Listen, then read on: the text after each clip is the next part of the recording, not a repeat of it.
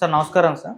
నమస్తే. Sir 'Thandel' movie ఇవాళ ప్రేక్షకుల ముందుకు రావడం మనం చూస్తాం. అయితే ఈ సినిమా కాస్త మిక్స్డ్ టాక్ అయితే వచ్చేసింది. అయితే ఈ రివ్యూస్ అన్ని పక్కన పెడితే ఇది రియల్ ఇన్సిడెంట్స్‌ని బేస్ చేసుకొని తీసిన సినిమా కదా! అయితే ఈ రియల్ ఇన్సిడెంట్స్ అప్పుడు జరిగినప్పుడు అంటే మత్స్యకారులు పాకిస్తాన్ జైల్లోకి వెళ్ళినప్పుడు వీళ్ళని విడిపించుకు తీసుకురావడంలో అప్పుడు ఆంధ్రప్రదేశ్ చీఫ్ మినిస్టర్‌గా ఉన్న జగన్మోహన్ రెడ్డి గారి పాత్ర కూడా ఉందని ఒక వార్త అయితే సర్క్యులేట్ అవుతుంది సార్. అయితే ఆ పాత్రకు సంబంధించి ఆయన పాత్రకు సంబంధించి సినిమాలో ఏమన్నా ప్రొజెక్ట్ చేశారా లేదా? అయితే కొన్ని కామెంట్స్ కొన్ని సోషల్ మీడియాలో ఏమొస్తున్నాయంటే 'తండేల్' సినిమా జగన్మోహన్ రెడ్డి గారు లేకుంటే అసలు వచ్చేదే కాదు అన్నట్టుగా కూడా కొంతమంది మాట్లాడేస్తున్నారు. సో మరి జగన్మోహన్ రెడ్డి గారి పాత్ర పైన ఈ సినిమా పైన మీ ఒపీనియన్ ఏంటి? అంటే యాక్చువల్‌గా ఇది రియల్ ఇన్సిడెంట్స్‌ని బేస్ చేసుకొని తీసిన సినిమా అని చెప్పారు కానీ, ఈ సినిమాలో మత్స్యకార సంఘాల ప్రస్తావన లేదు.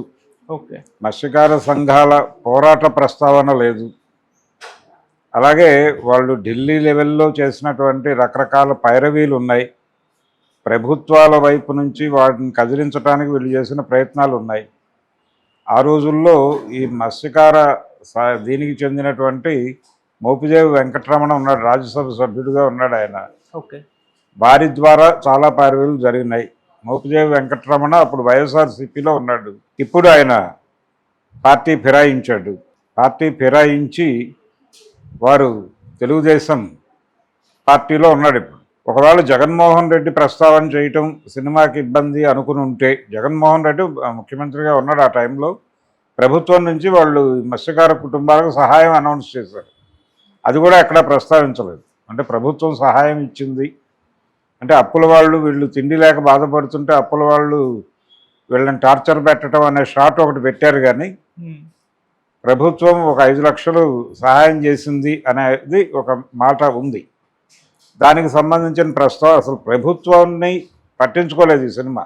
ఓకే. ప్రభుత్వాన్ని పట్టించుకోలేదు, మత్స్యకార సంఘాలని పట్టించుకోలేదు, వాళ్ళ పోరాటాలను పట్టించుకోలేదు, ఆ పైరవీని పట్టించుకోలేదు, బ్యూరోక్రాట్స్ ఎలా వ్యవహరిస్తారు ఇలాంటి విషయాల్లో అనేది పట్టించుకోలేదు. ఎంతమంది కష్టం వలన అక్కడి నుంచి ఒక పాజిటివ్ డెసిషన్ తెచ్చుకోగలిగారు అనేది లేదు. అదేదో దాని మానాన అది జరిగిపోయినట్టుగా ఉత్తరాలు వస్తూ ఉంటాయి. ఆర్డీఓ ఆఫీసో ఎంఆర్ఓ ఆఫీస్ నుంచో ఈ ఉత్తరం వచ్చింది అని చెప్తారు. అసలు అక్కడ కమ్యూనికేషన్ ఎలా ఉంది, వాళ్ళు అక్కడ నుంచి వీళ్ళని ఎలా కమ్యూనికేట్ చేశారు, వీళ్ళు వాళ్ళని ఎలా కమ్యూనికేట్ చేశారు అనటానికి ఏ రకమైనటువంటి ఒక సిస్టమ్ని ఫాలో కావాలి. అంటే వీళ్ళు అనుకున్న పద్ధతిలో సినిమా వీళ్ళకి ఇంట్రెస్ట్గా అనిపించింది ఒకటే ఎలిమెంట్. ఇందులో మనం దేశభక్తి చెప్పచ్చు, దేశభక్తి పేరుతో ముస్లింలను విలన్లుగా చూపించవచ్చు. ముస్లింలను విలన్లుగా చూపించడానికి పాకిస్తాన్ నేపథ్యం అద్భుతంగా ఉపయోగపడుతుంది.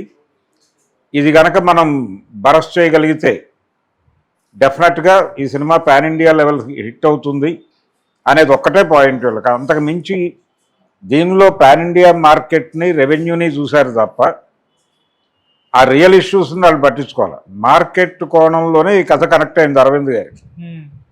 ఇందులో ఉన్నటువంటి పాకిస్తాన్ వాళ్ళు అమెరికా జైళ్ళలో వెళ్ళుంటే ఆయన పట్టించుకునేవాడు కాదు. అమెరికా జైళ్ళకో ఈవెన్ బంగ్లాదేశ్ జైలుకో శ్రీలంక జైళ్ళకో వెళ్ళినా పట్టించుకునేవాడు కాదు. పాకిస్తాన్ అనగానే ఆయనకు పూనకం వచ్చేసింది. దీనిలో ఒక అద్భుతమైన కమర్షియల్ పాయింట్ ఉంది. ఇంత కాన్ఫిడెంట్గా అరవింద్ గారి తప్పు చేయించాడని ఎందుకు చెప్పగలమంటే, ఆయన అఖండ సినిమా సక్సెస్ మీట్లో మాట్లాడాడు ఒకసారి చాలా కాలం క్రితం. మాట్లాడుతూ ఈ సినిమా శైవంలో నడిచింది, దీన్ని వైష్ణవంలో ఇలాంటి సబ్జెక్టు ఇంతే పవర్ఫుల్గా వైష్ణవంలో నడిపి పాన్ ఇండియా లెవెల్లో రిలీజ్ చేస్తే పెద్ద హిట్ అయ్యేది అన్నాడు ఆయన. అంటే ఆయన బ్రెయిన్లో దానికి సంబంధించిన ఆలోచనలు నడుస్తున్నాయి. ఈ మాట అన్న మూడ్లోనే దీన్ని ఖాయం చేశాడు ఆయన. ఆ రోజున అఖండ ఫంక్షన్లో ఆయన అన్న మాట అంటే చందు మొండేటి కూడా ఎక్కడ కనెక్ట్ అయ్యాడు ఆయనకి. ఆయన కార్తికేయ అనేటువంటి సినిమా చేశాడు. కార్తికేయ అనే సినిమాలో కూడా ఈ వైష్ణవం గొడవ ఉంటుంది, శ్రీకృష్ణుడి ద్వారక గొడవ ఉంటుంది. అది కనెక్ట్ అయ్యి పాన్ ఇండియా లెవెల్లో సక్సెస్ వచ్చింది అనేది అప్పటి నుంచి ఈయన టాలెంట్ మీద ఆయనకు ఒక బిలీఫ్ ఏర్పడింది. ఆయన ఆల్రెడీ ఆ ఆలోచన స్రవంతిలో ఉండటం వల్ల చందు మొండేటి కనెక్ట్ అయ్యాడు. చందు మొండేటి చేతిలో ఈ పాకిస్తాన్ అనేటువంటి కథ పెడితే వర్కౌట్ అవుతుంది అనే ఉద్దేశంతో ఇది యాక్చువల్గా వేరే వాళ్ళు ఎవరో తీసుకొచ్చారు ఈయన దగ్గరికి.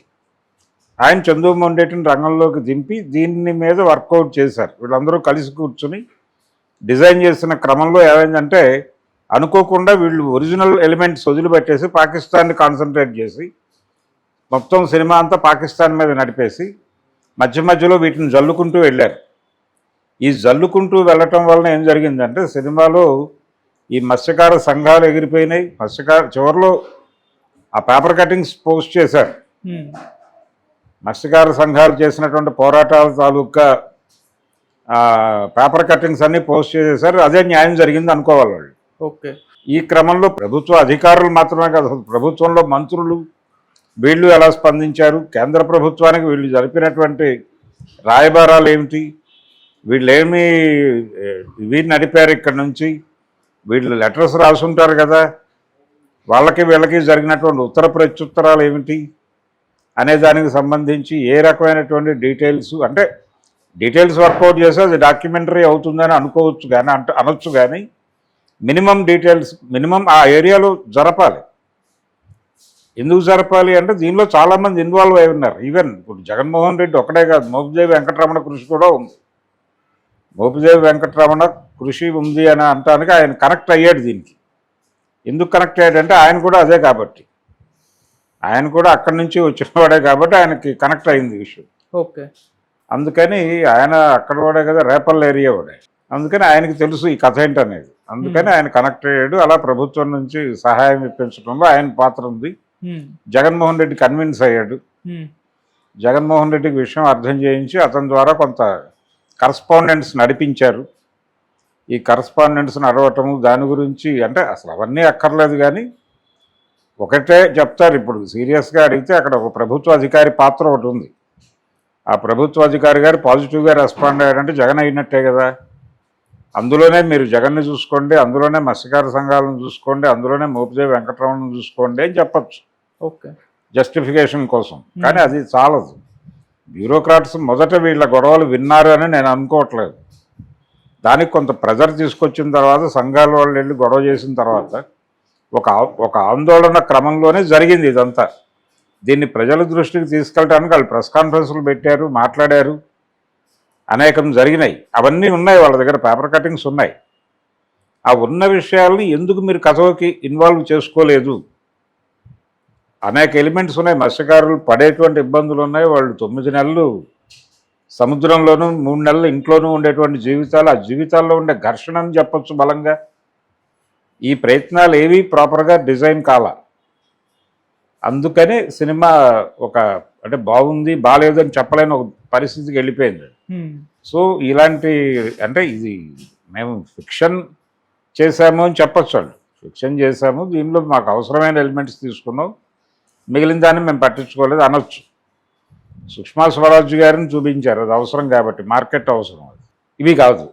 ఓకే. ఇది మార్కెట్ అవసరంగా కనిపించలేదు వాళ్ళకి. పైగా ఇప్పుడు ఇర్రెలవెంట్ అనుకున్నారు. రిలీజ్ టైంకి వాళ్ళు ఎవరు అధికారంలో లేరు కాబట్టి అది అక్కర్లేదు అనుకుని ఉండొచ్చు. ఓకే. జగన్మోహన్ రెడ్డి అని కాదు, వాళ్ళు ముఖ్యమంత్రి ఒక ప్రభుత్వం తాలూకా స్పందన గురించి రికార్డ్ చేసుంటే బాగుండేది. అప్పుడు ఎవరైనా ఉండుండొచ్చు అక్కడ ముఖ్యమంత్రిగా. ఏదో ఒక రెడ్డి పేరు, లేకపోతే రెడ్డి పేరు లేకుండా ఇంకేదో పేరో పెట్టేసి కూడా కథ నడపచ్చు. అసలు ఆ ఏరియాలోనే ఫోకస్ పెట్టలేదు.